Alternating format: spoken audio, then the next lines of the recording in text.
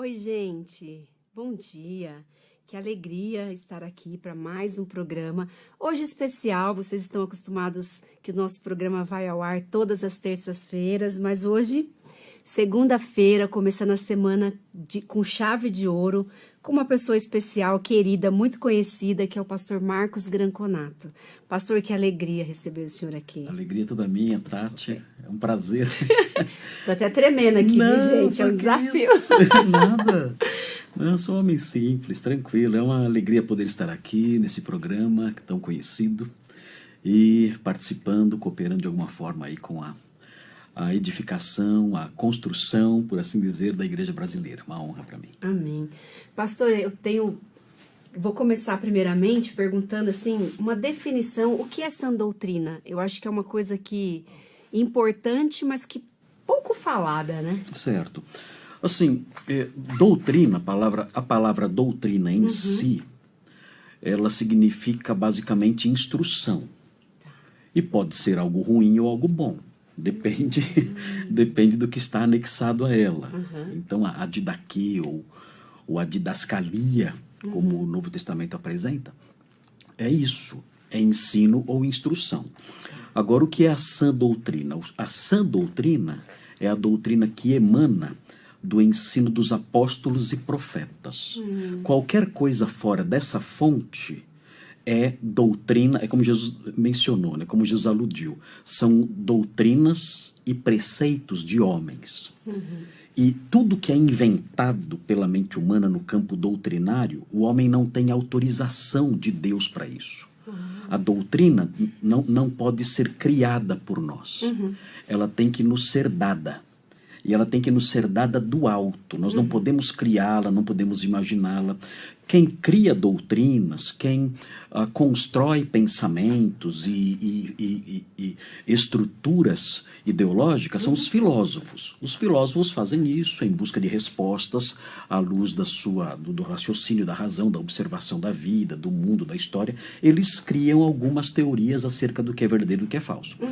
Os teólogos de verdade, os cristãos mesmo, eles não têm essa autorização dada por Deus. Deus não lhes concede essa autorização para criar verdades, para criar doutrinas. A doutrina sadia, ela nos é dada. E ela nos é dada por meio dos apóstolos e profetas, ela provém de Deus, e ela está registrada nas Escrituras.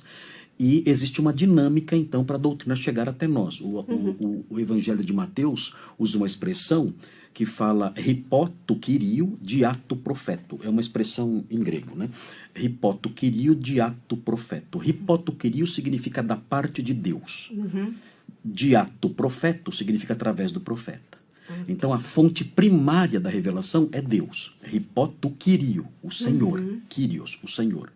Diato profeto, através do profeta. É assim que a doutrina boa chega até nós. Outras fontes são erradas e perigosas. O segredo, então, é a sã doutrina, né? Isso, é a sã, não a doutrina. A doutrina em si é o ensino. É o ensino de um modo geral. E, pastor, como a gente não tem mais apóstolos, profetas ali que andaram com o Senhor, por isso que nós devemos ficar com os ensinos que estão na Escritura, é isso? Exatamente. A Bíblia fala o seguinte, em Efésios 2:20, é um texto que eu gosto muito, em que o apóstolo Paulo diz o seguinte, olha, a igreja é edificada sobre o fundamento dos apóstolos e profetas, sendo Cristo Jesus a pedra angular. Então, o que isso significa? Significa que os apóstolos e profetas lançaram as bases doutrinárias, administrativas, éticas, estruturais da igreja. Como a igreja deve funcionar? Os apóstolos e profetas mostraram como a igreja deve funcionar. Nós temos epístolas que falam sobre eclesiologia, como 1 Coríntios, Efésios, são textos eclesiológicos, marcantemente eclesiológicos. Como a igreja funciona? Então, a base está lá, lançada pelos apóstolos e profetas. Como a igreja deve se comportar? A base está lá, lançada pelos apóstolos e profetas. Efésios 2:20. Eles lançaram esses fundamentos. E o que a igreja deve ensinar? A base também está lá, lançada pelos apóstolos e profetas. Então, as Escrituras são a única fonte que nós temos de doutrina saudável, de doutrina bíblica. Sim. É hipoto Kyrio, é da parte de Deus. Através do profeta. Eles lançaram, então, os fundamentos doutrinários, éticos, estruturais da igreja, e a igreja que se mantém firme, firmada nesses alicerces, é uma igreja bíblica que sustenta essa doutrina. Sim. Pastor, a gente vê muitas igrejas, muitos movimentos e muitas pessoas usando a palavra de Deus, né? Falando da palavra de Deus, e que às vezes as pessoas que estão ali tendo contato pela primeira vez acreditam que estão numa igreja bíblica. Quais são, ou como essas pessoas podem fazer aí entender se realmente é uma igreja bíblica, né? Porque usar a palavra, muitas pessoas usam, Sim. até diz onde está escrito, mas como que a gente pode não se deixar levar por esse engano? Certo. Assim, os falsos mestres, em todas as épocas, eles usaram as escrituras. Então, isso é uma marca comum dos falsos mestres. Eles pegam as escrituras e eles fazem montagens. Como são as montagens que eles fazem? Eles pegam um versículo em algum contexto específico e eles trançam esse versículo com outros versículos. E vão fazendo montagens. Eles dizem que, eles falam o seguinte, olha, escritura se interpreta com escritura. E entendem que essa regra, que é uma regra correta, escritura se interpreta com escritura, eles entendem que isso significa que eu tenho licença para fazer essas montagens. Então eles montam mosaicos. Eles pegam pequenos versículos e vão montando o pensamento deles conforme eles acham que deve ser. Então eles chegam, imagine, por exemplo, um homem que pega um mosaico feito de pedrinhas coloridas e tudo mais, né? São figuras feitas de pedrinhas ou de vidros coloridos. Isso é um mosaico, para que os telespectadores entendam o que estou dizendo. O que o artista do mosaico faz? Ele pega essas pedrinhas coloridas todas e ele vai montando aquilo que ele quer. Então ele pega e fala assim, olha, o rei do nosso país, por exemplo, o nosso rei, o nosso presidente, o nosso governante, ele se parece com isso aqui. E ele faz a montagem das pedrinhas e mostra para você. Olha, é isso aqui. Ele montou aquelas pedrinhas e falou assim, ó, o rei se parece com isso. Você fala, mas isso aqui parece um cachorro. Mas o rei é isso aqui. O rei se parece com um cão. Ele montou aquilo. O que o falso mestre faz? Ele faz isso com versículos. Ele pega, cada pedrinha é um versículo. Cada versículo é uma pedrinha no mosaico que ele faz. E ele vai montando do jeito que ele quer. Ele fala, olha, Deus é desse jeito aqui. Aí você olha e fala, mas isso não se parece em nada com Deus. Isso aqui denigre a sua imagem, denigre o seu perfil, denigre os seus atributos. Ele fala assim, não, mas olha as pedrinhas. As pedrinhas são versículos. Tá na Bíblia. Deus é assim. Olha que as pedrinhas todas são versículos. Estou provando biblicamente que ele é assim. Então, os falsos mestres fazem isso. Eles usam a escritura constantemente. Mas, quais são os objetivos centrais dos falsos mestres? O que eles querem sempre? Eles querem duas coisas só. Os falsos mestres, ao longo da história, desde o século I até passando pelo século II, Irineu de Leão escreveu uma obra chamada Contra as Heresias, e ele fala muito sobre isso, sobre o perfil dos falsos mestres.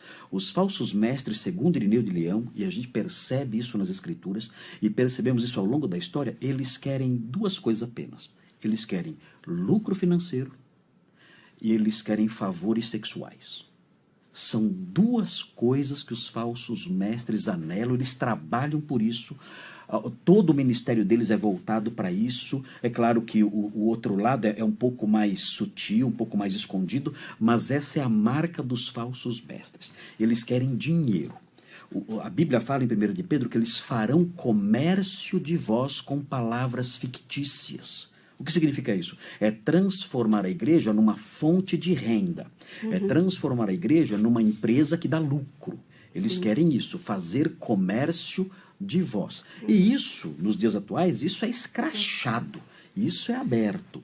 E a outra parte é o desejo de obter favores sexuais.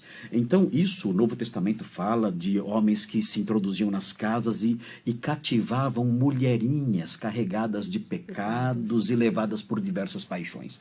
Então, essa é uma outra marca do falso mestre das igrejas perigosas. Se o telespectador está numa igreja que enfatiza muito dinheiro, o tempo todo campanha para isso, e venda de objetos, e venda de óleo, e venda não sei mais mais do que, de coisas consagradas, e o tempo todo ali clamando, e você tem que consagrar tudo, tem que dar seu aluguel, tem que dar seu carro, tem que dar tudo. Você está numa igreja perigosa, uma igreja falsa.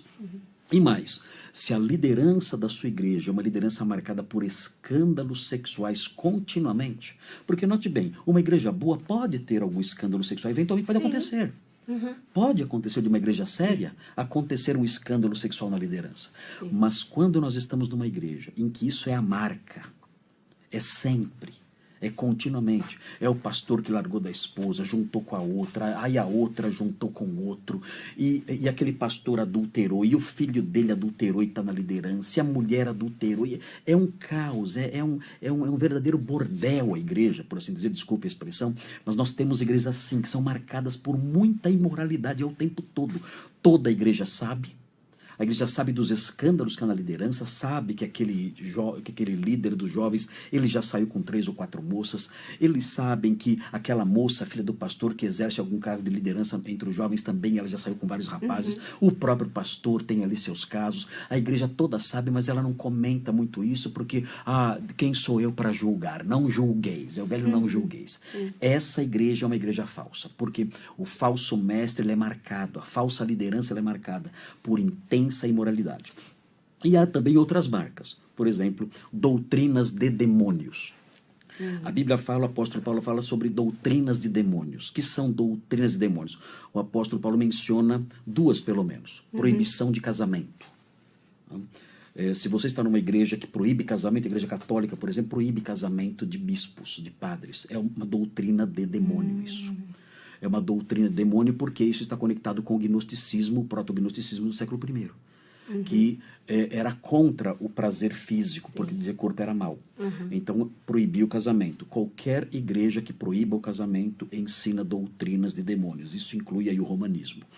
E abstinência de alimentos. Qualquer igreja que ensina abstinência de alimentos, de acordo com o apóstolo Paulo, ensina doutrinas de demônios. Porque o apóstolo Paulo ensina em 1 Timóteo que tudo que Deus criou é bom. E recebido com ação de graças, aquilo é santificado e tudo mais. Como pela oração. seria, pastor, essa abstinência, não poder comer todos os alimentos? Não poder, proibir, ter uma dieta que eles entendem que aquela dieta vai ter algum impacto sobre a sua vida espiritual. Então, por exemplo, dieta de Daniel é bíblico? Não, isso aí... Ou não tem nada a ver? Não é isso. Não é então isso. Há pessoas que falam assim, eu quero ter um tempo de jejum. Isso aí é algo voluntário. Mas essa dieta de Daniel é válida, então? Depende para quê? Para quê? É a motivação. Depende para quê. O que eu me refiro não é tanto a dieta ou jejuns. Sim. Porque os jejuns são voluntários, são bíblicos, e o jejum é algo ligado a uma condição até emocional da pessoa circunstancial. Ela está tão agoniada, tão desesperada numa situação que ela perde até a fome. E então ela se abstém de tudo, de qualquer coisa, inclusive comer e beber, para se dedicar somente à oração. O jejum bíblico é assim. A pessoa que jejua não vai trabalhar. A pessoa que jejua não vai estudar. A pessoa que jejua não faz nada. Ela só se dedica à oração, se abstendo inclusive das coisas corriqueiras da vida, como comer e beber. O que o senhor fala é determinado, por exemplo, tem gente que não come carne de porco, é isso? É uma igreja que proíbe. É uma igreja que fala assim, olha, isso aqui, quem comer isso não será salvo, ou quem comer isso está indo contra a vontade de Deus, isso é proibido comer. Então, uma igreja que proíbe, por exemplo, comer carne de porco, ou comer algum presunto, que é carne de porco, sei lá o quê. Ou qualquer outra coisa, uma igreja vegetariana, uma igreja vegana. Né? Igrejas assim são igrejas que estão ensinando doutrinas de demônios. O apóstolo Paulo é claro em enfatizar isso. Ele ensina que qualquer grupo que aponte para essa direção, que diga, olha, casamento é proibido, ou esses alimentos são proibidos, essa igreja é uma igreja que, por mais que seja bonita, que tenha uma ética bonita, é uma igreja que está ensinando doutrinas de demônios. Hebreus 13 fala que nós não devemos nos ocupar com essas questões ligadas à dieta, à proibição de alimentos. Ele fala que vale estar o coração firmado pela verdade e não por essas coisas, porque essas coisas não têm proveito nenhum. Sim. Pastor, essa do dinheiro ficou claro para mim. Que legal, porque, nossa, eu não imaginava que era tão profundo assim, né? Agora, essa questão da sexualidade, da imoralidade, só para ver se eu entendi direitinho, então... significa assim, quando você olha a liderança e está ali em vários casamentos, as pessoas que estão lá em cima já tiveram relacionamentos fora do casamento. É isso? Isso. É uma igreja que é marcada por uma ética sexual baixa. É uma igreja que é marcada pela banalização do sexo. É uma igreja em que as pessoas, de um modo geral, elas vivem uma sexualidade frouxa e ninguém fala nada. Como é uma sexualidade frouxa? É uma sexualidade em que a pessoa acha que é normal ter relações sexuais fora do casamento. Hebreus diz que o leito sem mácula é o casamento. Ok. E qualquer relação sexual fora desse leito sem mácula é uma relação sexual debaixo da reprovação e da maldição de Deus. Deus julgará os impuros e adúlteros. Deus julgará as pessoas que têm relações sexuais fora do casamento. Isso é muito sério. Em Apocalipse 21, o João chega a dizer que fora da cidade santa ficarão os impuros, aqueles que praticam a porneia. Na Bíblia, porneia é qualquer ato sexual fora do casamento. Isso com pessoas do mesmo sexo ou com pessoas de outro sexo, com sexo diferente, não importa. Tá. Qualquer relação fora do casamento é porneia. E a Bíblia fala que os que praticam a porneia, os impuros, como diz o texto de Apocalipse 21, não herdarão o reino de Deus e serão lançados no lago de fogo. Então, no Novo Testamento, a ética sexual é muito séria, é muito pesada. A ética sexual neotestamentária é uma ética bastante elevada, ela não negocia. Ela diz, olha, o homem que tem relações com qualquer pessoa que não seja sua esposa, esse homem está num leito maculado. Esse homem está desrespeitando a mulher com quem ele tem relações, mesmo que seja consensual. E esse homem, ele está caindo no desagrado de Deus como um adúltero ou como um fornicador. Então, isso é muito sério na Bíblia e muito elevada essa ética sexual na Bíblia. Então, uma igreja em que você vê que isso não existe, você percebe a juventude sai do culto, vai para a balada e da balada vai para um motel ou sei lá, coisa que o valha. Né? Todo mundo sabe disso, todos sabem do grau de imoralidade profundo que existe naquela igreja. A liderança é uma liderança imoral, os diáconos têm lá suas amantes, e há inclusive até dentro da igreja, até eventualmente troca de casais em casamento. Um se separa, se casa com a mulher do outro, e o outro se casa com a mulher desse que divorciou. Então há uma troca de casais dentro da igreja, e todo mundo olha isso é normal. Às vezes algum crente de verdade olha para isso e fala assim, olha, tem algo errado aqui. Aí ele vai procurar liderança. Ele percebe que ele encontra ouvidos moucos. Ele encontra ouvidos que são indiferentes a essas denúncias. E dizem, olha, nós não podemos julgar. Se nós mexermos com isso vai dar problema e tudo mais. E vai tolerando isso. Então a igreja se torna um antro de imoralidade. É algo assustador. Os adolescentes, os jovens, a liderança, a família do pastor. Meu Deus, o pastor tem filhos ali que vivem uma podridão moral assustadora. E nada acontece. Essa igreja é uma igreja falsa. Pastor, e como que a gente encontra as doutrinas ou a sã doutrina na Bíblia? É só Novo Testamento? Não, ela está em tudo? Não. Assim, a sã doutrina, ela está presente em toda a Escritura. Tá. Mas o que acontece é que existem textos que são tipicamente doutrinários. Então, para a igreja, especificamente, nós temos uma fonte que é bastante rica, que é o Novo Testamento, especialmente as epístolas que nós temos ali, né, escrita por apóstolo Paulo, Tiago, João e tudo mais. As epístolas são uma fonte muito rica de sã doutrina, porque elas foram escritas com o objetivo central, ou um dos objetivos centrais das epístolas, era doutrinar. Então o apóstolo Paulo escrevia para corrigir, o apóstolo Paulo escrevia para responder perguntas, como ele fez com a sua primeira epístola aos Coríntios. Ele escreveu para responder perguntas, para demonstrar, para corrigir, para ensinar. A carta aos Romanos é um tratado de teologia cristã, que o apóstolo Paulo escreveu para uma igreja com a qual ele não tinha tido contato ainda. E talvez uma igreja que não tivesse origem apostólica. Então, ele, preocupado em fornecer fundamentos doutrinários para aquela igreja, ele escreveu a sua carta mais doutrinária, um tratado de teologia, que é a carta de Romanos. Então, as epístolas são uma fonte especial.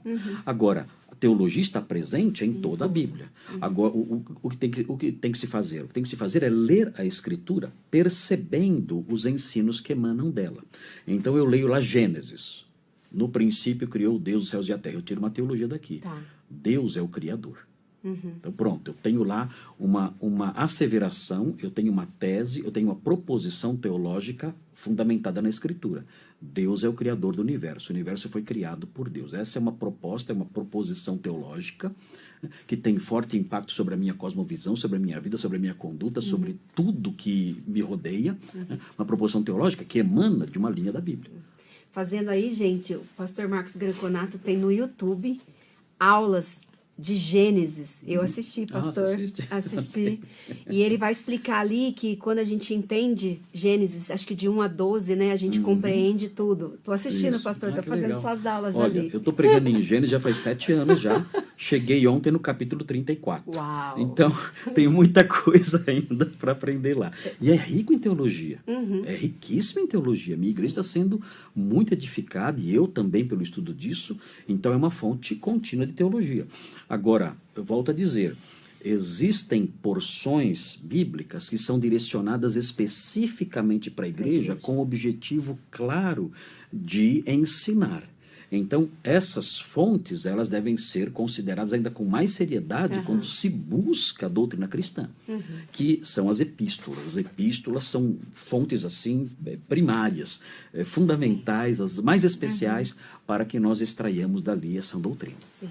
Pastor, como você é muito atuante, né, defendendo aí a verdade, a gente vê isso nas redes sociais, eu queria que você nos falasse qual é a leitura que você faz da igreja brasileira hoje e, assim, por que muitas igrejas abandonaram a sã doutrina, né? Nós podemos ver homens que antes, lá atrás, a gente ouvia e hoje adotaram aí o liberalismo teológico, foram para uma linha que a Bíblia não é totalmente verdade, né? Eu acho que eu fiz mais de uma pergunta, né? Não. Mas eu gostaria que você explicasse pra gente isso. Por que muitas igrejas têm abandonado? Algumas coisas você já disse, né? Questão financeira e tal. E qual é a leitura que você faz da igreja brasileira? Porque quando a gente olha assim, tá crescendo, todo o censo fala que o número de evangélicos tem aumentado, mas a gente não vê um desdobramento disso na sociedade, né? É curioso, né? Dizem que tem bastante sal, mas a comida continua insossa. Né? A sociedade continua sem sal nenhum. E dizem que estão jogando sal. Né? Quilos e quilos de sal sendo jogados ali, só que nós não sentimos o gosto. Sim. Então tem algo estranho aí. O que aconteceu com a igreja evangélica, não só no Brasil, mas no mundo todo? Houve uma estratégia do diabo, isso estava já previsto. O apóstolo Paulo, em 2 Timóteo, fala sobre isso, algo profético, na verdade. Né? Ele fala o seguinte, que nos últimos tempos os homens se cercariam de mestres segundo as suas cobiças. Curioso isso, né? Eu vou me cercar de mestres que dizem as coisas que me interessam no campo da cobiça. É um retrato muito nítido do que nós estamos vendo no Brasil e no mundo.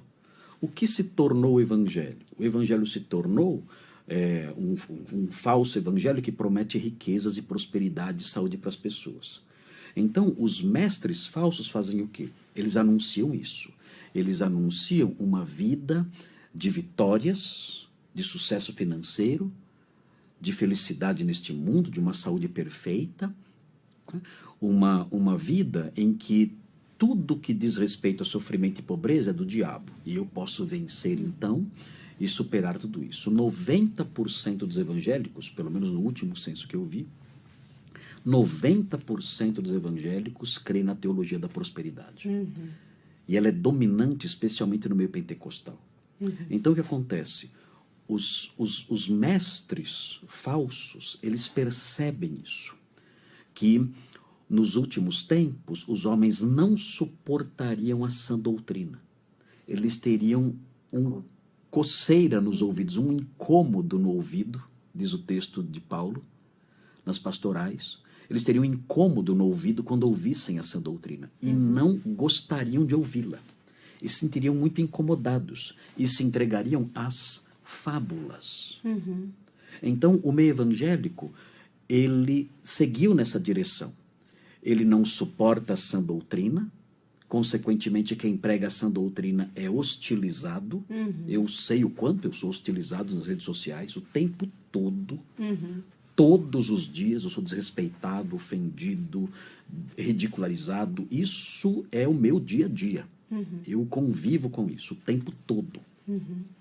Os mestres que ensinam a sua doutrina são ridicularizados, são diminuídos, são ofendidos, são desrespeitados, porque as pessoas não suportam a sã doutrina, porque isso causa incômodo, coceira nos ouvidos, e preferem ouvir as fábulas.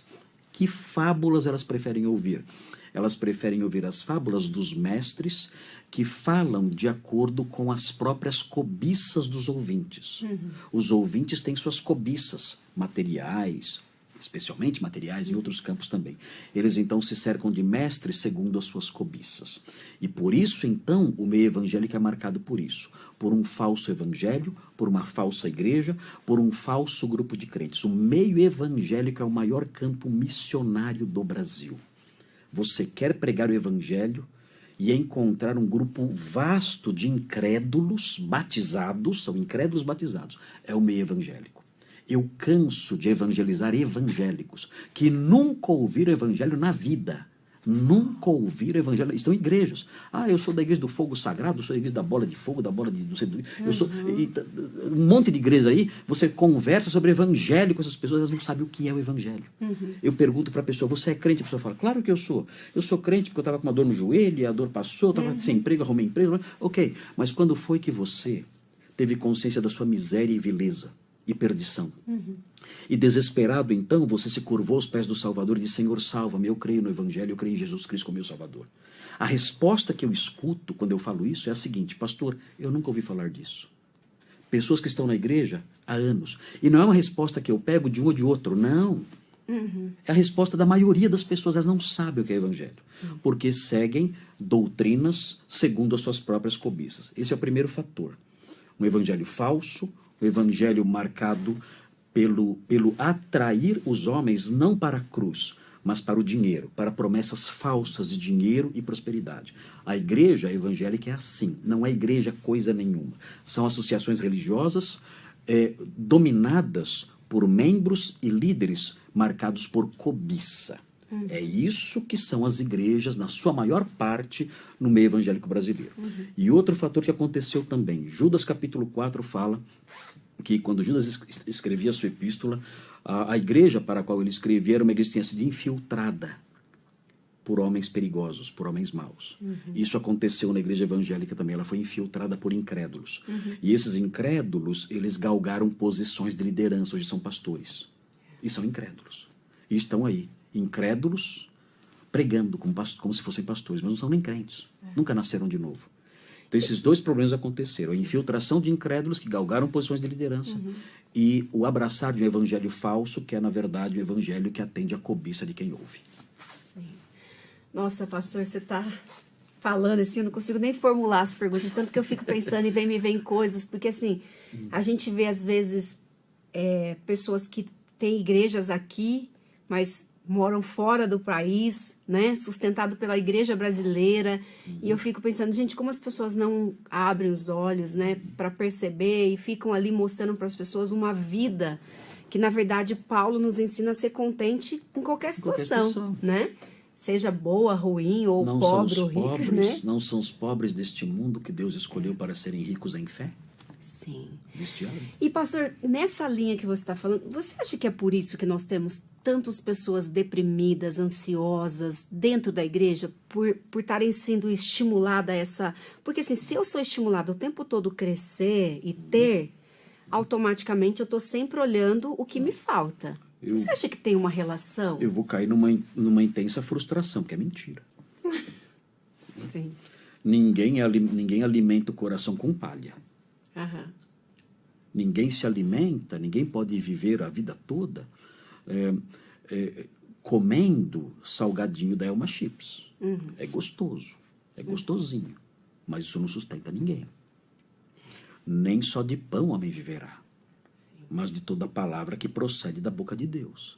Se isso não é dado ao povo, isso vai gerar prejuízos emocionais, espirituais e até físicos, muitas vezes desastrosos. Aliás, na maior parte das vezes desastrosos. A pessoa que não se alimenta da palavra de Deus, ela fica esquálida, no campo espiritual e no campo emocional. Ela não tem estrutura para lidar com as coisas mais corriqueiras da vida. E é claro que virá depressão, síndrome disso, síndrome daquilo, crise no casamento. Ela não tem estruturas doutrinárias, mentais. Ela não tem uma cosmovisão madura. Ela não respira uma atmosfera bíblica, saudável, teológica. Ela não está sob a influência da palavra de Cristo, que deveria habitar nela de forma dominante. Habite ricamente em vós a palavra de Cristo. Ela não tem isso. Ela é um deserto. Dentro dela é um deserto. É um túmulo dentro dela, onde a palavra de Deus está morta. Sim. Então, como essa pessoa viverá? Ela é uma pessoa insatisfeita, frustrada, triste. Ela não tem conhecimento para lidar com a vida. Ela não sabe discernir entre a mão direita e a mão esquerda, porque ela não tem conhecimento nenhum, nada. Agora, o que é necessário, então? O que seria necessário? O que seria necessário para essa pessoa? Basicamente, procurar uma igreja onde a Sagrada Escritura seja pregada de forma expositiva. E ela começasse a ser alimentada aos poucos. Isso mudaria sua mentalidade. Isso satisfaria o seu coração. Isso transformaria o deserto dentro dela num grande jardim maravilhoso. Ela teria elementos ao longo do tempo para lidar com as questões corriqueiras da vida e com as questões difíceis da vida também. Né? A palavra de Deus é útil para o ensino, para a correção, para a educação na justiça, diz o apóstolo Paulo em 2 Timóteo 3. Sim. Então, a palavra de Deus é útil para tudo isso. Você tira essa palavra, não sobra nada. E aí você vê essa igreja aí doente.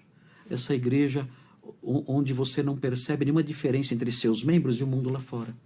Casamentos desfeitos, jovens agindo como loucos, jovens sendo levados por ideologias nefastas, apodrecidas, ideologias satânicas, jovens da igreja sendo levados nessa direção.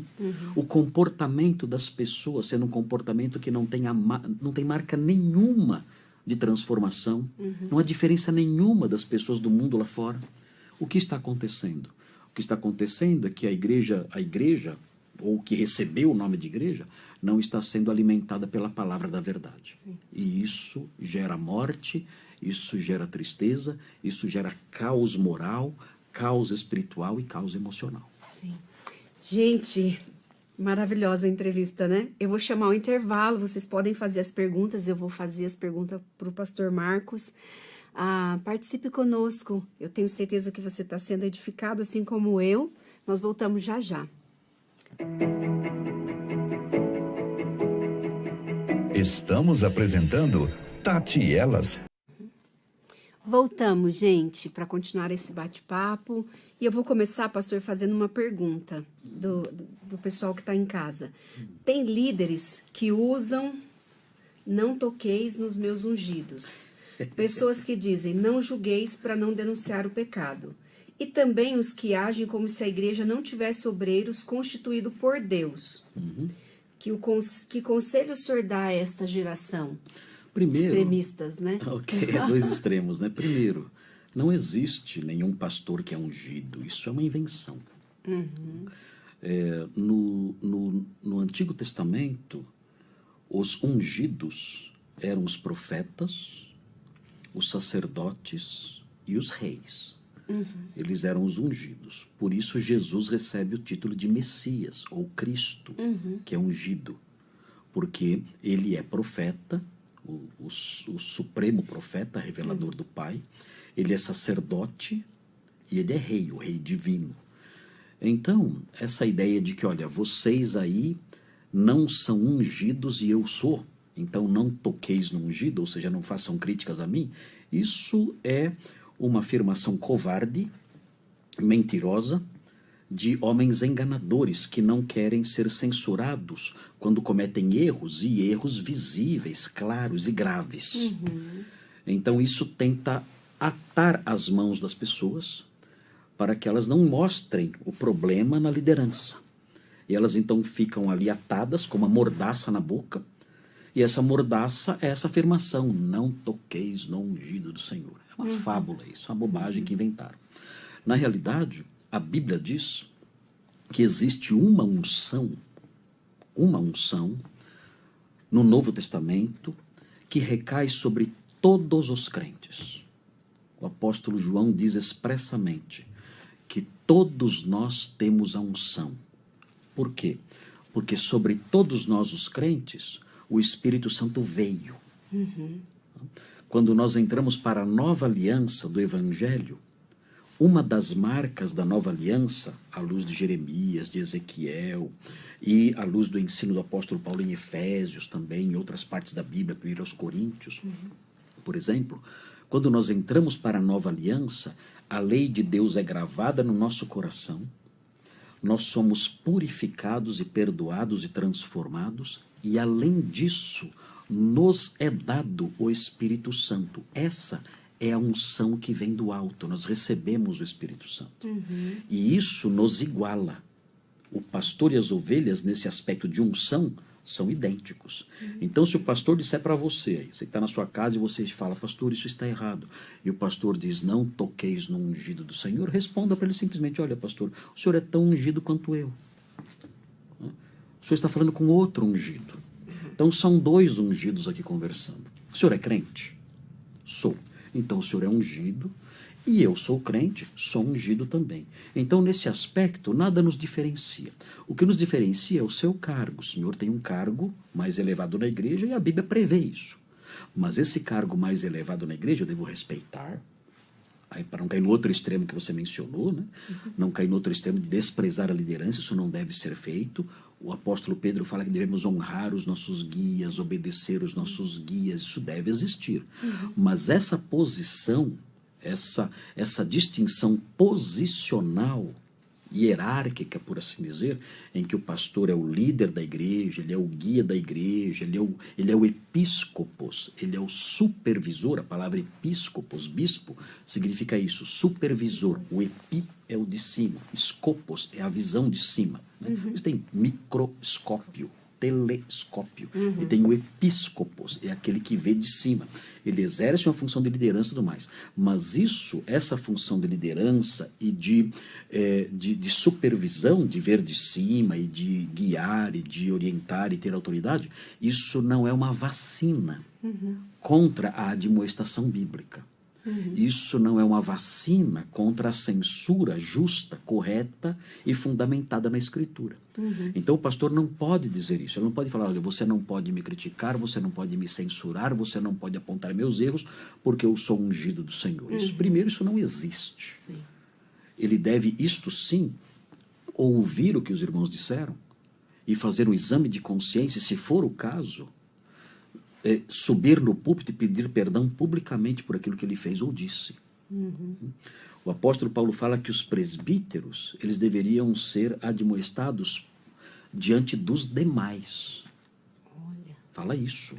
Olha, os que vivem no erro, você deve advertir diante dos demais, talvez dos demais presbíteros e demais. Ou seja, os pastores são repreensíveis. Sim. Eu tive problema já na minha vida, eu estou há 27 anos numa igreja. Na mesma igreja? Na mesma igreja. Será que eu cometi algum erro em 27 anos? O que você acha, Tati? Sim. Um pouquinho, né? Acho que o Granconato cometeu vários erros ao longo desses 27 anos com a igreja toda, com os irmãos da igreja. Às vezes, uma palavra falada de forma errada. Nós temos que usar da docilidade no ensino e do decoro. Paulo ensina isso. Às vezes uma palavra que não foi uma palavra tão decorosa. Eu não falo palavrões. Eu falei um palavrão na minha vida, na frente da minha... Graças a Deus foi na frente da minha mãe. E a experiência foi tão amarga que eu nunca mais falei um palavrão na minha vida. Eu não sabia o que era e eu falei. Por que graças a Deus na frente da minha mãe? Porque, porque se fosse na frente de uns colegas, eles iam achar engraçado e ia continuar falando. Ah, entendi. Como foi na frente da minha mãe, meu Deus. Corrigiu ali. Foi, meu Deus, nunca mais na minha vida. Ela perdeu, a minha mãe perdeu o fôlego. Ela não acreditou no que eu tinha dito. E eu fiquei traumatizado. Então, nunca mais falei palavrão na minha vida. Mas, a gente pode falar uma palavra indecorosa, áspera. Sim. Né? E já fiz isso já por falta de sabedoria. Usei uma palavra que não era a palavra adequada. Ou um rigor muito áspero com os irmãos. Né? Ou uma explosão de rancor em algum momento. Sim. O que eu tive que fazer nessas ocasiões todas, Tati? Pedir perdão. Tati, eu passei uma semana de cão, com a consciência incomodando, e no domingo tive que ir à frente, reunir os irmãos e dizer, irmãos, eu estou morrendo, minha consciência está me matando. Preciso, eu né? preciso pedir perdão. Né? E os irmãos vieram me demonstrar, pastor, aquilo não foi legal, a forma como o senhor agiu não foi boa. Tem que acolher isso humildemente, com docilidade e pedir perdão. É assim que o pastor tem que fazer. Agora, se o pastor parte para essa, eu sou ungido do Senhor, esse homem não é um pastor de verdade. E aí também pede, né, pastor, que ele veja esses pecados, né? Porque muitas vezes a gente tem pontos cegos mesmo, né? Sim. E que precisa do irmão para apontar, Claro, né? isso é uma bênção. Sim. Pastor, tem uma pergunta aqui, deixa eu tentar ver se eu consigo fazer. A pessoa está perguntando assim, o senhor falou da hostilidade que você sofre nas redes sociais por defender a verdade, por estar ali evangelizando outras pessoas que estão em outras denominações e tal. Como que você lida com isso? Com essa dor, com essa hostilidade de conseguir estar ali e estar recebendo isso. Como você lida? O que te mantém? Às vezes eu lido bem, às vezes eu lido mal.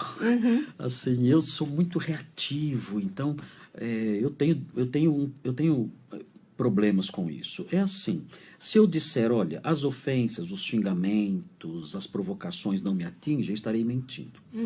Porque eu sou um homem, eu sou um ser humano. Se eu disser que uma pedrada que acerta na minha carne não me fere, estarei mentindo. Qualquer ofensa fere. Sim. Qualquer ofensa nos machuca. Qualquer ofensa nos incomoda. Nós não somos só de carne. Né? Se eu levo uma pedrada na minha carne, isso me machuca. Eu não vou dizer, não senti nada. Senti. Na alma é a mesma coisa. Nos sentimentos é a mesma coisa. Se alguém me ofende, me ridiculariza, tenta me diminuir, isso me faz com... Isso funciona. Parabéns à pessoa. Né? Ela teve sucesso. Ela conseguiu atingir seus objetivos. É fácil fazer isso. É fácil ofender alguém, xingar alguém, ferir alguém verbalmente. Isso sempre vai gerar desconforto, tristeza e desânimo. Então, algumas vezes eu fico muito mal. Fico muito triste e vai passando. Outras vezes eu reajo mal, eu respondo com rigor e com dureza. E aí eu fico incomodado com aquilo, depois vou lá e apago o que eu escrevi. Sim. Mas é assim, eu lido dessa forma, mas eu não sei lidar muito bem, não. Muitas vezes eu silencio, não falo nada e deixo passar.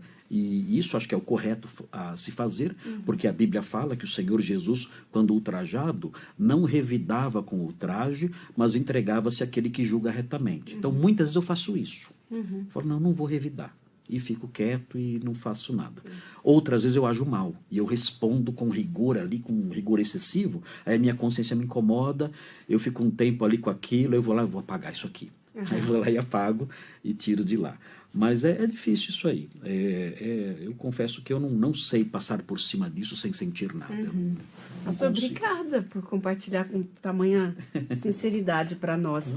Porque às vezes a gente acha que é só a gente, né, que sente, né? Não.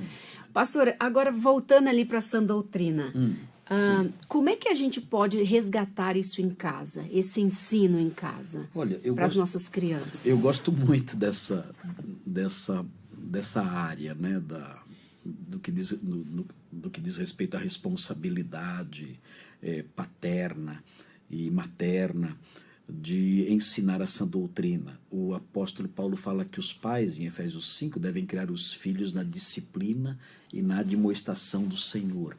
A palavra disciplina que o apóstolo Paulo usa, ela tem dois sentidos. Os dois sentidos se mesclam. A disciplina envolve ensino, ensinar. Nós temos até esse sentido também na nossa língua, quando nós falamos que uma matéria é uma disciplina, a disciplina de história. Né? Então é o conteúdo daquilo que é dito, mas existe também uma ponta de sofrimento nessa palavra. Disciplina também significa causar algum grau de dor. E o ensino, ele muitas vezes é assim, ele tem que ter essa dimensão. Se você tirar do ensino essa dimensão do sofrimento, ele não funciona muito bem. Então, esse lance de ficar aprovando gente que nunca estudou, como acontece no Brasil, isso só gera uma geração de vagabundos. Só isso. De gente que não vai chegar a lugar nenhum. Né? A disciplina, o ensino, ele envolve algum grau de sofrimento, de esforço, de castigo. Olha, se você não foi bem na prova, você vai ficar de recuperação. Se você tirou nota baixa, você vai ter que estudar durante as férias. tem que haver algo assim. Então, quando a Bíblia fala sobre disciplina e admoestação do Senhor, e os pais devem aplicar isso significa um ensino rigoroso. Isso significa ensinar a criança com rigor ali e puni-la quando ela demonstrar rebeldia contra aquilo. Nós vemos uma fase em que qualquer ato de autoridade que implique a imposição de algum grau de castigo, isso é visto como um crime. Na Bíblia não é assim. Vai traumatizar. Vai traumatizar. E é o contrário, nós temos aí uma geração de adolescentes loucos, um bando de maluco, doentes, que não serve para nada, doentes, que não serve para nada. Né? Adolescentes com 35 anos de idade, né? Ali, né? São adolescentes. Né? Uma geração perdida, que não vale nada essa geração. Porque não foi disciplinada com o rigor necessário. Faltou a varinha de goiabeira, faltou a havaiana azul. Né? Faltou a havaiana azul da mãe. Sim. Então, isso aí tem que ser resgatado e isso aí tem que ser mesclado com o ensino da Escritura. Mostrar para a criança, olha, existe uma ética, um modo de viver que é dado por Deus. Sim. E você tem que ajustar sua vida a isso, porque Deus quer que seja assim. E a criança que não se ajusta a isso, ela tem que passar por graus de punição. Claro, não vai ficar batendo na criança, tem tudo isso. Eu creio que... Existem maneiras, né, Existem pastor? maneiras. Assim, a disciplina física, que não é errado, à luz da Bíblia é correto. A disciplina física, ela é o último recurso. Porque é a punição mais pesada. Ninguém vai espancar o filho, quebrar o filho na paulada, arrancar a orelha de tanto puxar, dar beliscão, deixar roxo, não é isso. Né? 3 palmadinhas resolve o problema. Né? Mas é o último recurso. E a criança tem que entender isso. Olha, se eu desobedeço, algo ruim vai acontecer. Eu criei 3 filhas, hoje são mulheres, 2 casadas já.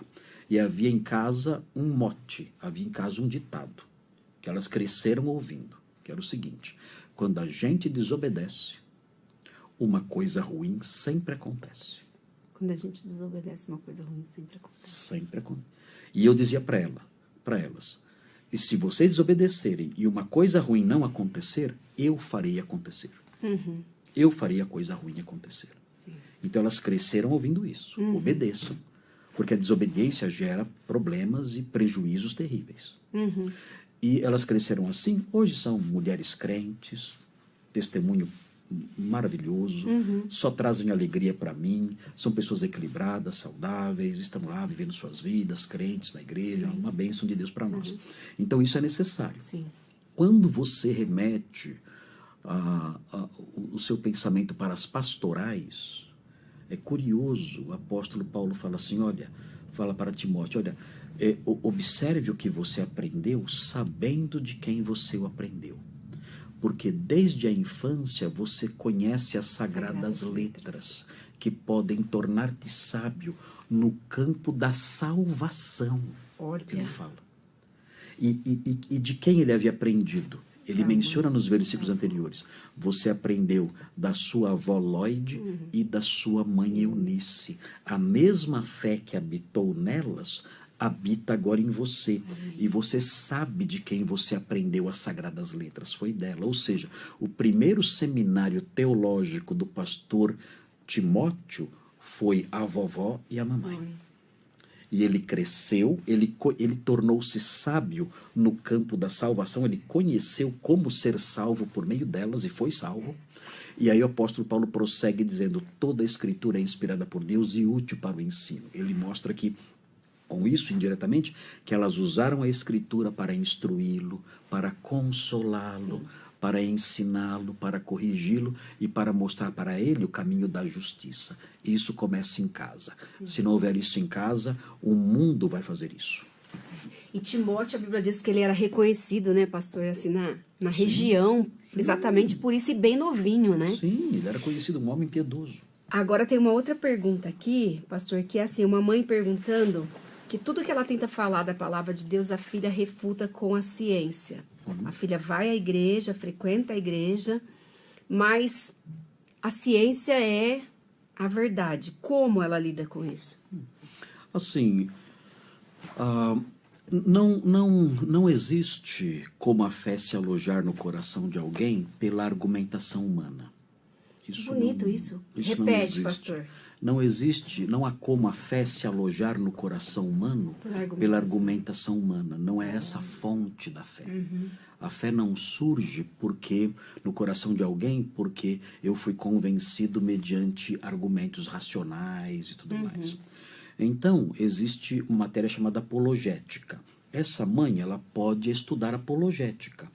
Há livros sobre apologética, há livros sobre criacionismo, há livros sobre design inteligente, há livros que mostram que a ciência atual, na verdade, não é ciência coisa nenhuma. O que existe, na verdade, é uma interpretação de dados. O que a ciência faz? A ciência, ela se vê diante de alguns dados descobertos pela arqueologia, por exemplo. Aí o que ela faz? Quando ela descobre um osso. Tem um osso descoberto pela arqueologia. O que a ciência faz? Imediatamente, ela interpreta aquele osso. Ela fala, esse osso tem milhões de anos. De onde tiraram isso? Como você sabe que tem milhões de anos aquele osso? Depois, com o tempo, descobre que aquele osso era de um lêmure que morreu há 3 anos atrás. Então, ou seja, o que existe muito na ciência é a interpretação de dados, uma interpretação motivada pela cosmovisão do cientista. Então, o cientista ele interpreta aquele dado objetivo a partir da sua cosmovisão subjetiva. E ele fala, isso é ciência. Não, ciência é o que está diante de você. A sua interpretação é da sua cabeça.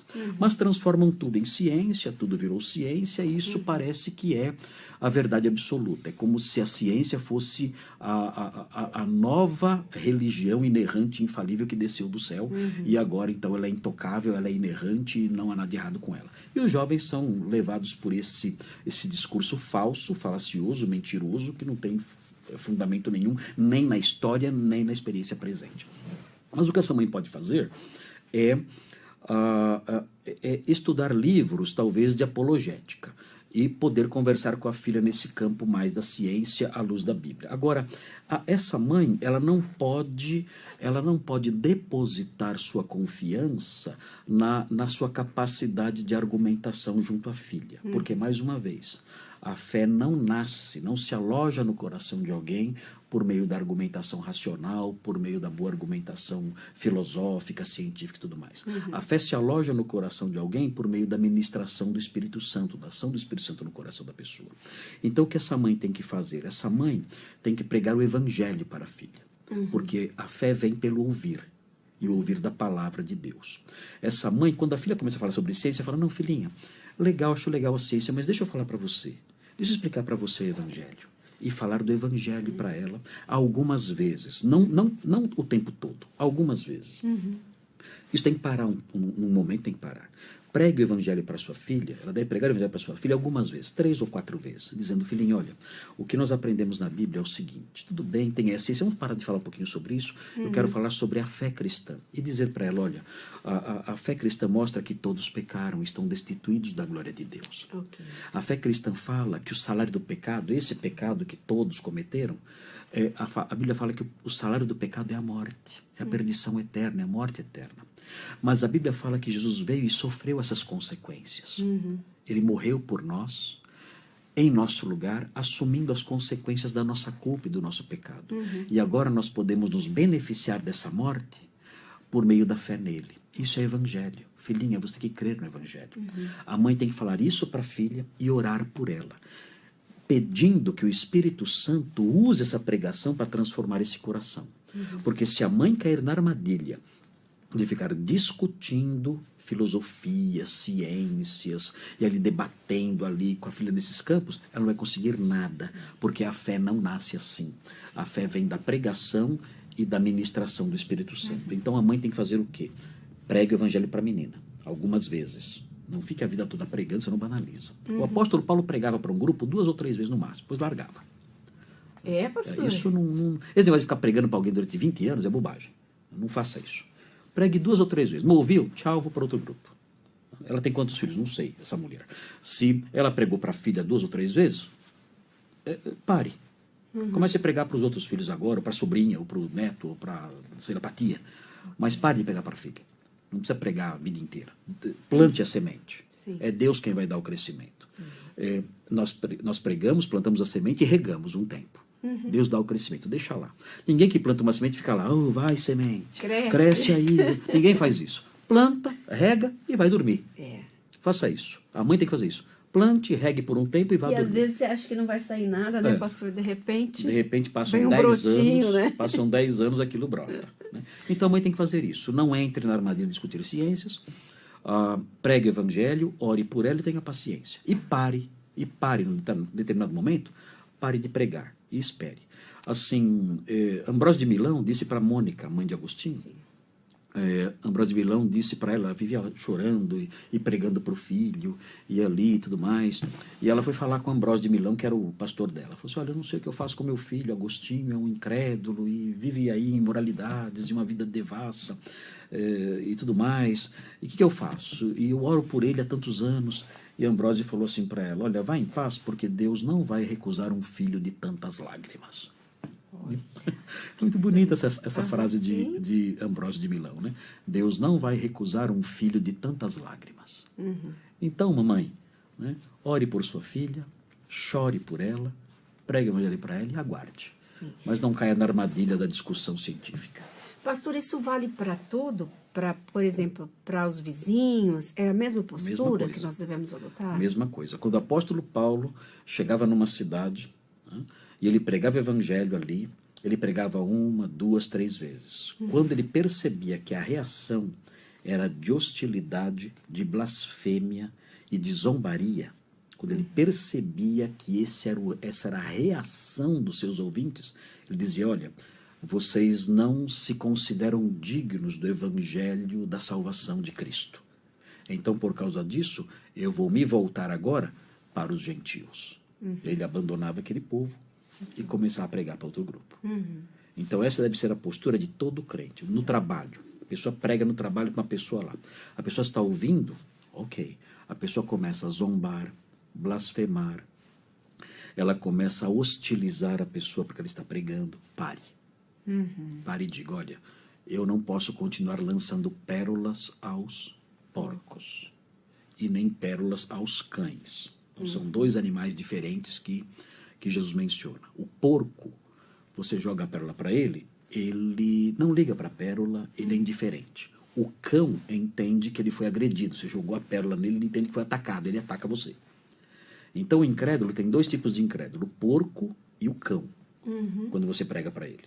Sim. O incrédulo porco é aquele que você prega e ele não está nem aí, fica lá ouvindo, não reage. Então, pare, não continue a pregar.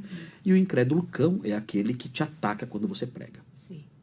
Todo mundo conhece um porco, todo mundo conhece um cão, todo crente conhece.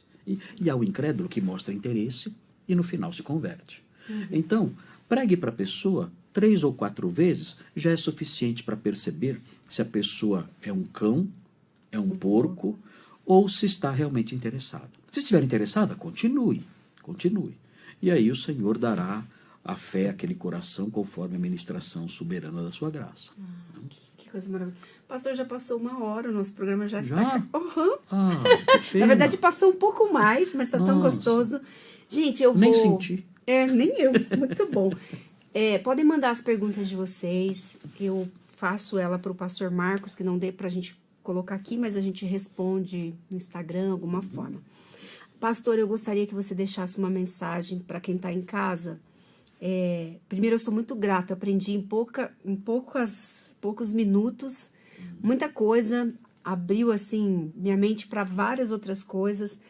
Eu gostaria que o senhor deixasse uma mensagem para quem está em casa, no sentido que hoje nós temos desprezado a palavra de Deus, nós temos recorrido primeiramente a terapeutas, nós temos recorrido a métodos humanos, a gente tem perdido tempo com tantas coisas, né? A rede social é uma coisa positiva, mas às vezes a gente não vive, né? A gente não prega. Eu queria que o senhor deixasse uma mensagem para quem está em casa, de incentivo para resgatar a leitura da palavra, oração, culto doméstico. Certo. Né?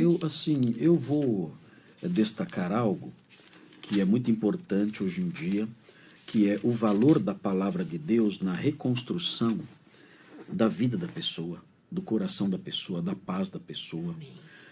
É o que você disse, as pessoas estão buscando essas coisas todas em artifícios.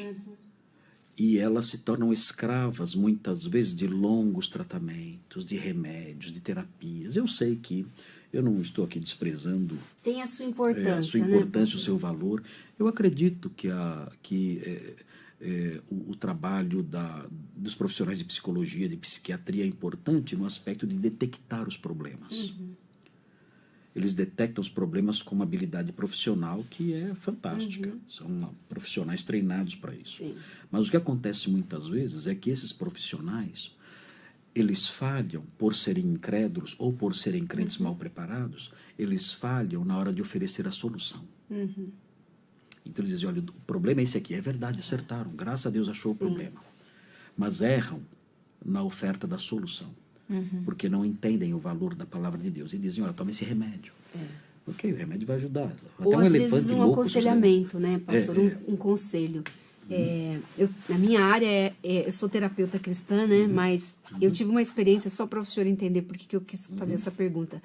Eu estava passando uma dor com a igreja, muito forte. Sou esposa de pastor, sou presbiteriana, e estava passando uma dor muito forte com a igreja. E procurei uma terapeuta, né, cristã também. Mas o conselho que ela me disse é assim, Tati, quando você entrar na igreja, interprete um papel. E pense o seguinte, ali é a família de Deus, não significa que precisa ser a sua família. Na hora, pastor, aquilo fez muito sentido para mim. Eu vou entrar ali, como esposa do pastor, vou abraçar todo mundo e vou embora. Certo. Vou ver as pessoas como família de Deus, mas não necessariamente eu preciso me relacionar com elas. Mas quando eu fui meditar na palavra de Deus, não era assim que Jesus dizia. Entende? Não tinha sentido aquele conselho. E aí, meu marido falou, Tati, peraí, não, vamos pensar.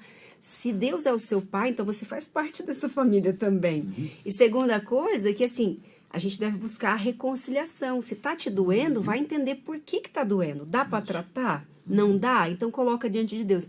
Então, assim, a gente sabe da importância, né, pastor, de diagnosticar, mas se não tem a cosmovisão cristã, o conselho é segundo a cultura, né? O remédio não virá corretamente. E aí a gente precisa da palavra para a gente entender assim, olha, isso serve para mim e isso não serve, Isso. né? E é triste também, eu estava falando, né, que muitos partem para remédios. E, claro, o remédio vai surtir efeito. Eu até brinquei falando, olha, até um elefante louco, se você der um remédio tarja preta, ele vai ficar calminho. Vai resolver o problema do elefante amalucado. Né? Isso não tem como. Está funcionando, mas é claro que está funcionando. Se você der esse remédio para o elefante louco, até ele vai ficar calminho, vai ser uma bênção esse elefante e vai virar até um monge. Mas, enfim, não se pode medir dessa forma a solução e o sucesso desses tratamentos. Então, em que pese todo o valor desses profissionais, desses campos que eu mencionei e tudo mais, o crente tem que resgatar o que é essencial. A Bíblia não é uma muleta, ela é essencial. Sem ela, as pessoas ficarão na dependência desses paliativos, que são água salgada. A pessoa quer matar a sede com água salgada, e ela bebe, dá a sensação de que ela está bebendo algo líquido e tudo bem, mas aquilo só aumenta a sede, aquilo não traz cura. E nós precisamos de cura para o nosso coração, para a nossa vida, para a nossa alma. Então, eu quero deixar com os que estão ouvindo o Salmo 19, que fala sobre a lei do Senhor, a sã doutrina, a fonte da verdadeira vida, a fonte da verdadeira sabedoria e do conhecimento, a fonte da verdadeira restauração. Veja que maravilhoso isso aqui. A lei do Senhor é perfeita e restaura a alma. Meu Deus! Profundo. Do que nós precisamos mais do que isso? Restauração da nossa alma. O texto continua. O testemunho do Senhor é fiel e dá sabedoria aos simples. O tolo, aqui o simples é alguém tolo. Ele não tem entendimento.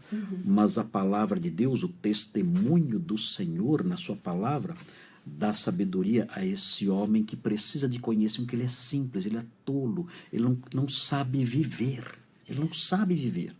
Mas a palavra de Deus ensina. O texto fala, os preceitos do Senhor são retos e alegram o coração. Quanta tristeza há no coração dos crentes hoje em dia, que rastejam como numa noite escura e chuvosa, com o coração pesado e triste, porque não estão sendo alimentados pela palavra de Deus. A palavra de Deus traz alegria ao coração. E o texto fala, O mandamento do Senhor é puro e ilumina os olhos. Eu passo a entender as coisas, a enxergar o que é certo, o que é errado. O temor do Senhor é límpido e permanece para sempre.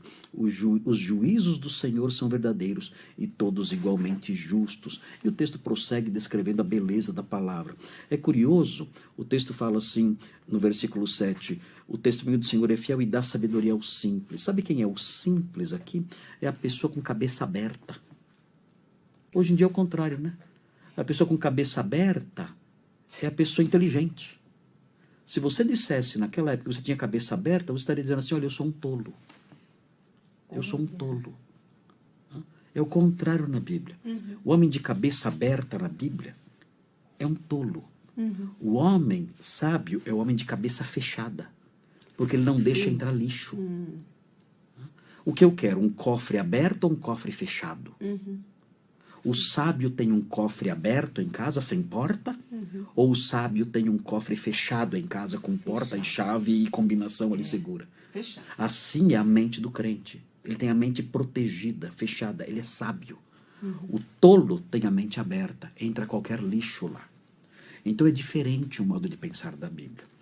Então, eu diria, para terminar aqui, no finalzinho da minha fala, eu diria para os crentes que estão nos assistindo, retornem às Escrituras, retornem à sã doutrina, aprendam a palavra de Deus, saiam de suas igrejas falsas e procurem igrejas sérias. A igreja presbiteriana é uma igreja séria, a igreja batista regular é uma igreja séria, a igreja evangélica livre é uma igreja séria, a igreja congregacional é uma igreja séria, a igreja batista, com algumas ressalvas, é uma igreja séria. Sim. Há igrejas sérias no Brasil. Procure uma igreja séria onde a palavra de Deus seja pregada e se alimente dessa palavra, porque isso vai salvar você da angústia presente e dos erros futuros, assim como a sua família também. Vai lhe dar saúde, vigor espiritual, vai transformar o deserto da sua vida num jardim florido. Amém. Pastor, muito obrigada pela sua agradeço. presença, que Obrigado. alegria.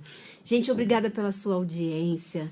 Eu tenho certeza que você foi edificado, então eu quero pedir aí a sua contribuição, que você possa compartilhar esse programa para suas amigas, para aquelas pessoas que você sabe que serão edificadas.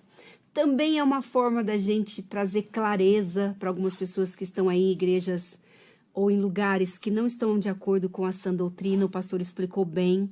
É uma grande estratégia, né, pastor? Então, gente, eu espero vocês na próxima semana, terça-feira, 10 da manhã. Deus abençoe.